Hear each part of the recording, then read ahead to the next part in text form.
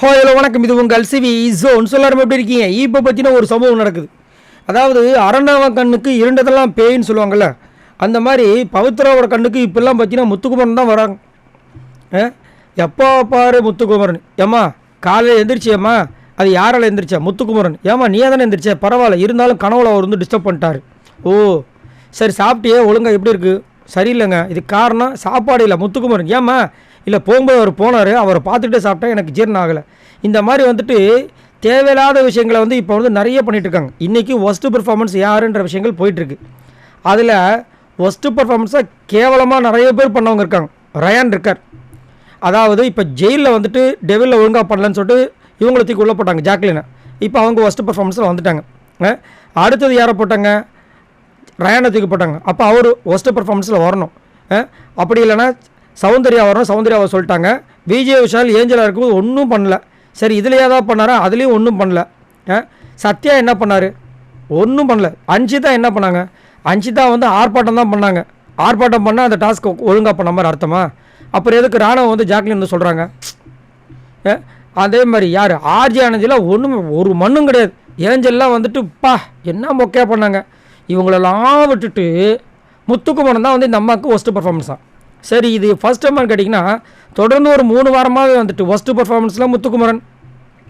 அதுக்கப்புறம் வேறு ஏதாவது வந்துட்டு தாக்குறாமல் இருந்துச்சுன்னா முத்துக்குமரன்.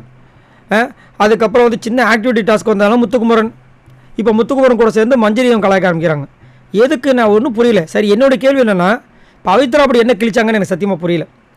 பவித்ராவோட பேர் யாராவது சொன்னாங்களா பார்த்தீங்களா? அவங்க அழுதாங்க பார்த்தீங்களா? இவங்க அழுதவோட ஒரு இது வந்துருச்சு அவங்க பர்ஃபார்மன்ஸ். ஏஞ்சலாக இருக்கும்போதும் ஒன்றும் பண்ணல, டெவிலாக இருக்கும்போதும் ஒன்றும் பண்ணலாம். இவங்களோட பேர் ஒஸ்ட்டு பர்ஃபார்மன்ஸ்லேயும் வரல. அது என்னையா அது? ஒன்றும் புரியல எனக்கு. அப்போ வந்து பர்ஃபார்மன்ஸ் பண்ணுறவங்களாம் வந்துட்டு இந்த மாதிரி வந்து ஏதாவது ஒரு விஷயத்தில் வந்து கோத்து விட்டே இருப்பீங்களா நீங்கள்?